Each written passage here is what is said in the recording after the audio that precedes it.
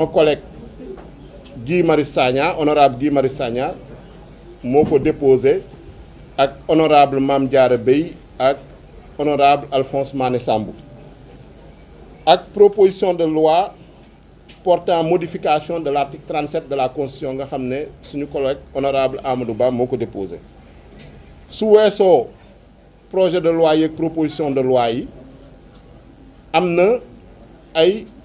proposition de résolution portant création de commission d'enquête parlementaire juróom yoo xam ne 5 yoo xam ne groupe parlementaire Pastef les Patriotes moo ko déposé ak benn ba nga xam ne groupe parlementaire Takku Wallu moo ko déposé suñu groupe parlementaire Pastef les Patriotes déposé mun nañ ci lim boo xam ne ci wàllum foncier bi gestion du foncier lay toppatoo mooy lotissement yi ak domaine public maritime benn bu nga xam ne daa bëgg a enquêter ci immeuble patrimoine bâti de l'État nuñ ko cédé surtout dans des conditions irrégulières beneen bi boo xam ne moom ci wàllu marché programme un étudiant un ordinateur bu nga xam ne ministère de l'enseignement supérieur de la recherche et de l'innovation depuis 2017 nañu wax moo ko lancé donc ñu war ko leeral ak benn boo xam ne ci wàllum lu ñuy woowee exonération fiscale yi ak abandon de recettes yi moom la assemblée bëgg a leeral ak lu jëm ci licence de pêche yi ci yan anam nañ koy joxe délivrance ak renouvellement depuis code de la pêche de 2015 donc ku dégg commission d'enquête parlementaire yi ngeen war a xam ne commission d'enquête parlementaire constitution beeg suñu règlement intérieur moo ñu ko may parce que lu ñuy def nii yëpp il faut que nit ñi comprendre suñu prérogative ak suñu compétence constitutionnelle la mooy maanaam suñu sañ-sañ moo tax ñu koy def dafuñu dara loo xam ne romb na constitution beeg romb na suñu règlement intérieur lu ñu constitution bi may lu ñu règlement intérieur bi may si loolu nañuy yem donc commission d'enquête parlementaire yi lu mu ci mën a wax mooy maanaam commission d'enquête parlementaire yi dañ koy ubbi daf composition bi mooy maanaam commission d'enquête bu nekk fukk ak benn député ñoo ko war a composer ñu installer bureau bi ñu tàmbalee seen liggéey mais suñu tàmbalee seen liggéey dinañ am juróom benn weer pour mën a déposer rapport mun nañ ko def ci ñaari weer wala ñetti weer ça dépend ci sujet bu ñuy liggéey mun nañ ko def ci ñeenti weer ça dépend également ci ñu war a déggu mais amul benn commission d'enquête boo xam ne yëkkati nañ ko ngir diw personnalisé ko c'est pas personnalisé maanaam ci ay période ci diir lay nañuy def enquête ba te enquête ba ñëpp ñu doon gérer nga nekk ministre nga nekk directeur mun nga nekk sax koo xam ne yow citoyen nga mais impliqué nga ci sujet bu ñuy maanaam enquêter ñu woo la déglu la daf ay audition yaakaar naa loolu mooy commission d'enquête parlementaire mais commission amul benn commission d'enquête parlementaire bu ñu yëkkati ne visé nañu ministre diw visé nañu DG diw donc loolu il faut mu leer ci bopp nit ñi te yaakaar naa liggéey bi commission yi majorité bi dana fa nekk groupe parlementaire Pastef les Patriotes mais également opposition bi ak non inscrits itam dañuy bokk ci commission bi donc amul commission yi dañu war a tëddee njaaxaanaay amul benn parparloo amul benn parti pris maintenant su lu des ci projet de loi yeeg proposition de loi bu ci jiitu commencé nañu liggéey bi parce que bu ñu ubbee session extraordinaire bi lundi mercredi nañu commencé commission yi ñu commencé ci projet de loi portant code du travail ak code de la sécurité sociale bu ngeen ko fàttalikoo ay projet yoo xam ne examiné woon nañ ko ba mu dem séance plénière mais bu ñu yeggee séance plénière ñu gis ni code du travail bi juróon na coow parce que dafa amoon disposition boo xam ne daf cee nekkoon mu jëm sur les contrats de travail à durée déterminée CDD syndicats yi ne bu ñuy modifier durée CDD yi ñoom yëguñu ko donc dañu ñaanoon Assemblée nationale mu surseoir à l'examen de ce projet de loi pour ñoom ak gouvernement bi ñu mën a waxtaan trouver un terrain d'entente donc moo taxoon jamono jooju avant fin clôture session bi avant le 30 juin ñu renvoyé woon projet de loi boobu en commission donc loolu doon décision boo xam ne groupe parlementaire bi ak président de la commission des lois à l'époque maître Abdoulaye Tall moo ko jëloon. Donc projet boobu projet yooyu nañ doon saytu ci session extraordinaire bi si loolu nañu tàmbalee. Donc balaa ñuy dem ci examen projet de loi bi recevoir oon nañu les centrales syndicales ñun suñu groupe parlementaire Pastef les Patriotes, notamment le front syndical pour la défense du travail nga xam ne centrale syndicale yëpp a ci ne ñu waxtaan ak ñoom mooy mardi bi ñu wax ñu seen doléance ak seen préoccupation ñoom maanaam lan nañu d'accordul ci code du travail bi lan nañu d'accordul ci code de la sécurité sociale wax tamit seen ñàkk waxtaan bu ñu am seen diggante ak gouvernement bi ñu ne maanaam amul avancé ñun itam ñu ne leen de toute façon comme que gouvernement bi moom dina ñëw commission mooy maanaam le ministre du travail et de la fonction publique su ñëwee itam nañu déglu version am parce que du ñu doon ay nit benn nopp rek donc bu gouvernement bi ñëwee moom itam joxe na version am mais ak lu mu mun ci demee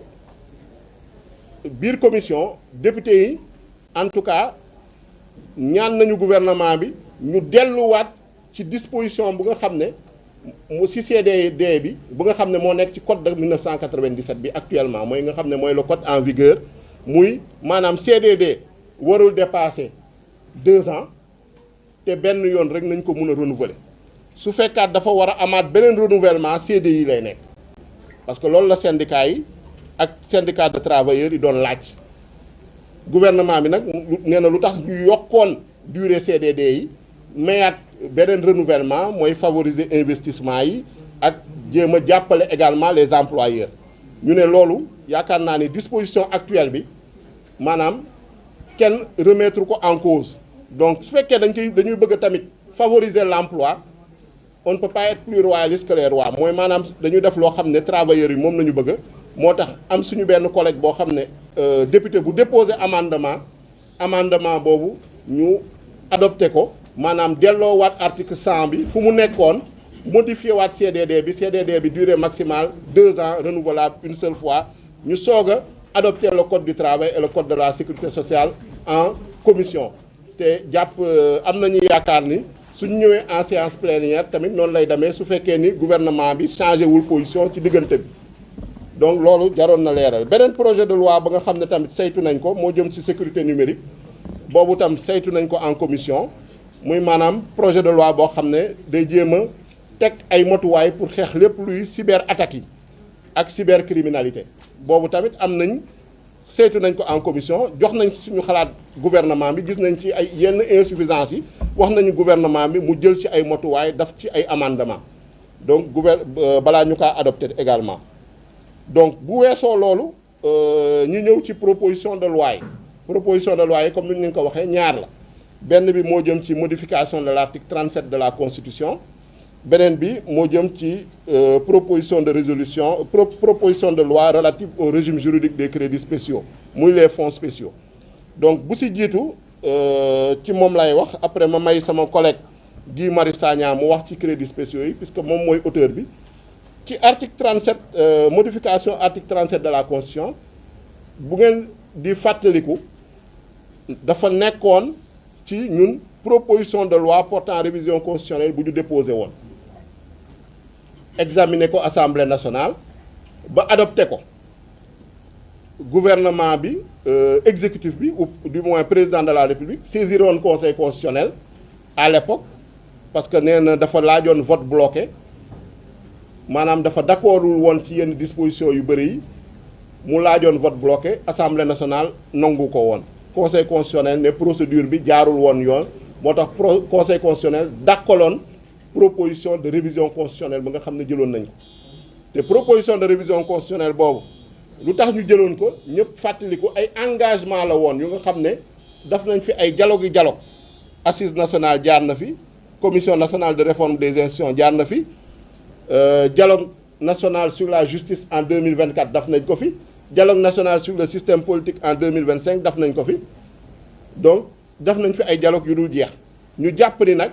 jot na dialogue yooyu ñu traduire ko en réforme ñëpp a ngi fàttaliku président de la république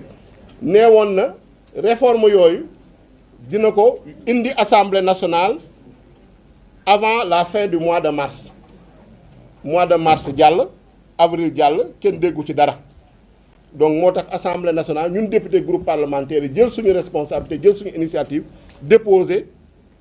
proposition boobu parce que ñu jàpp ni engagement yu nga xam ne moom nañu jëloon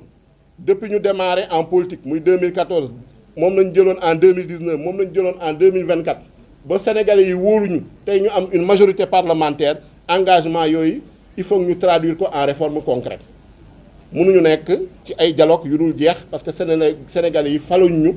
pour ñuy dialoguer dialogue instrument la rek moyen la mais finalité bi mooy réforme donc réforme yooyu ça se traduit en projet de loi en proposition de loi soo ko indee assemblée nationale ñu adopté ko ñu promulguer ko mettre ko en œuvre loolu bu mu amee ñu ne quand même ñun assemblée nationale malgré conseil constitutionnel lu mu wax du ñu tàyyi suñu collègue Amadou Ba jëlaat initiative ne article 37 de la constitution boobu il faut ñu modifier waat ko parce que dafa nekk loo xam ne engagement la woon ci wàllum déclaration de patrimoine parce que soo gisee sax ñu gën cee insister dañu gis ni projet de révision constitutionnelle ba nga xam ne président de la république moom la publier woon partagé ko buñ si laajee avis conseil constitutionnel dañu gisoon ni disposition bu nga xam ne moo jëm ci déclaration de patrimoine nekkatu ci woon ñu ne nag loolu jamono ji ba nga xam ne ñun loi sur la déclaration de patrimoine ak loi sur l'OFNAC indi woon nañ ko assemblée nationale en 2025 ñu voté ko yaatal déclaration de patrimoine assemblée nationale par exemple avant loi boobu président assemblée nationale questeurs yi ak trésorier assemblée nationale rek a doon déclarer seen patrimoine mais loi boobu buñ ko indee dañ ko yaatal boole ci tous les membres du bureau de l'assemblée nationale te gis ngeen ni OFNAC publié na récemment ñan ñoo déclarer seen patrimoine yaakaar naa ni pratiquement membre bureau assemblée nationale bi yëpp ñu bokk ci Pastef déclaré nañ kenn rek ka ci déclaré wul kooku takku wàllu la bokk donc wara ni ñun engagement yu ñu jël tamit en tant que loi dañ koy respecté ñu jàpp ni également mënuñu nekk ci débat d'actualité bu mel noonu te soppiwuñu régime déclaration de patrimoine président de la république mu war a doon une déclaration de patrimoine boo xam ne day nekk à l'entrée et à la sortie ba pare ñu publier ko à l'entrée suñu ne à l'entrée mooy suñ ko falee à la sortie mooy su mandat am jeexee mooy maanaam tey même su defee 2 mandats